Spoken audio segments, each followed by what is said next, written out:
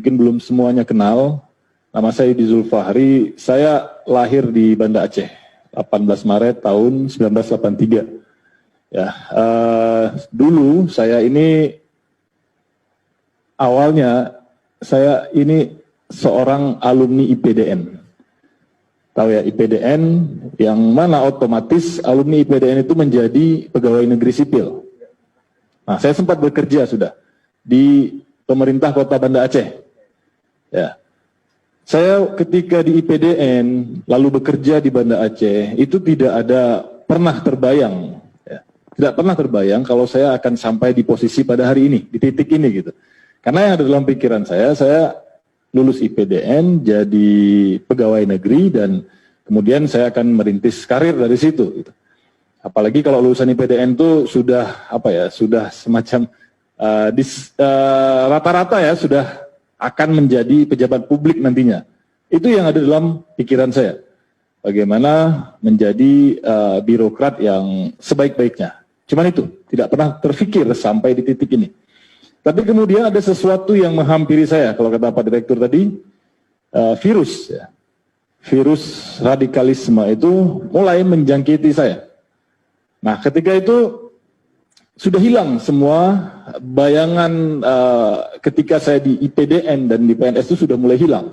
Tidak ada lagi sebuah visi atau misi untuk menjadi seorang birokrat atau menjadi seorang pejabat publik, tidak ada.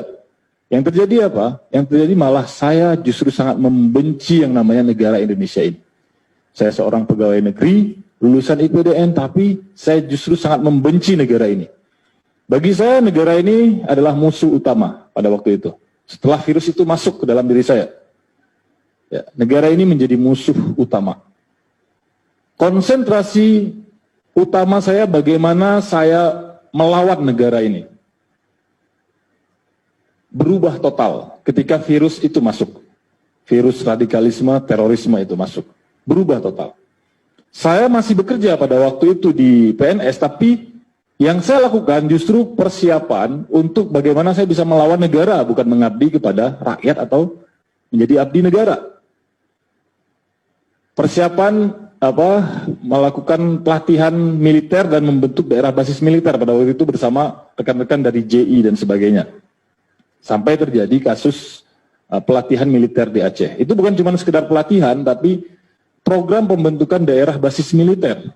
Jadi semua kelompok-kelompok yang pernah terlibat terorisme itu berkumpul ingin menjadikan Aceh pada waktu itu sebagai daerah basis militer. Jadi mau merubah pola pada waktu itu. Dari pengeboman kepada perang gerilya.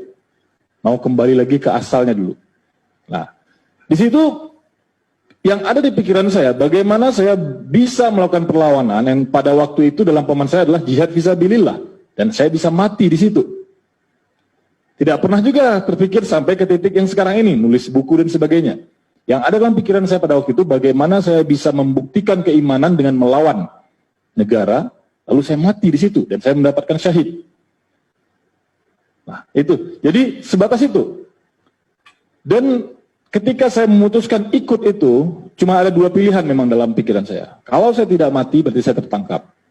Nah, qadarullah ternyata, Allah menakdirkan saya tertangkap waktu itu. Setelah tertangkap, saya juga masih sangat membenci negara ini. Dalam pikiran saya, banyak kisah-kisah yang saya temukan di luar negeri gitu ya, yang tertangkap, tapi kemudian jadi semakin matang dalam gerakan ini gitu.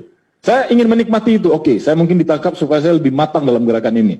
Belum ada pikiran saya untuk bagaimana saya keluar dari situ, belum ada. Saya menganggap tertangkapnya pertama itu adalah proses pematangan diri saya dalam gerakan ini. Nanti saya mungkin divonis berapa tahun setelah itu saya keluar, saya akan jadi lebih matang dan semakin berperan dalam gerakan ini. Tapi ternyata Allah menghadirkan lain. Allah pertemukan saya dengan yang namanya Ali Imron. Ya, saya panggil beliau Ustaz Ali Imron, pelaku bom Bali. Beliau ternyata berhasil membuka pikiran saya. Ketika saya di dalam, beliau ngobrol dengan saya. Waktu itu Densus mempertemukan saya dengan Ali Imron. Ali Imron lalu mengajak saya bicara, membuka pikiran saya bahwa apa yang saya lakukan ini keliru, tapi bukan secara dalil, pakai logika saja. Pakai logika beliau sadarkan saya. Karena kalau waktu itu beliau kasih saya dalil-dalil pembanding, saya waktu itu akan menolak. Kenapa? Karena saya sudah tertutup dari berbagai macam referensi yang lain. Saya cuma punya satu referensi yang tadi disebutkan oleh Pak Direktur, dari Wahabisme. Saya akan menolak semua referensi di luar itu. Tapi Ali Imron berhasil membuka pikiran saya, sehingga saya mau menerima referensi lain. Gitu. Nah, kemudian mulai ketika saya terbuka pikirannya, saya mulai mencari referensi-referensi lain, mulai semakin hilang itu virus-virus itu. Mulai hilang dari semua yang disebutkan tadi, maulid yang awalnya saya anti, maulid, tahlilan, tawasul, segala macam, saya semuanya anti, saya anggap itu semua kesesatan yang tingkat tinggi. Lama-lama itu mulai hilang dan saya bisa menerima itu. Bahkan saya tinggalkan total yang namanya faham Wahabi itu.